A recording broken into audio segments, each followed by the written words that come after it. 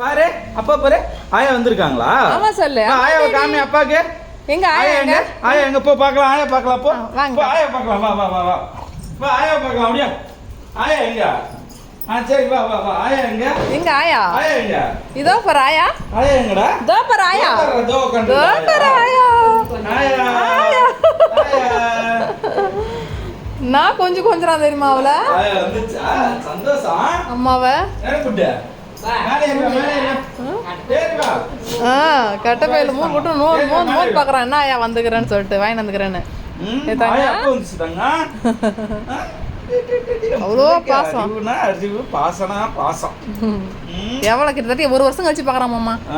பாப்பா ஃபங்க்ஷனுக்கு பார்த்துதான் அப்ப பார்த்தது ஆயாவா? ஆமா. அதுக்கப்புறம் ஊருக்கு வரல அவனும்.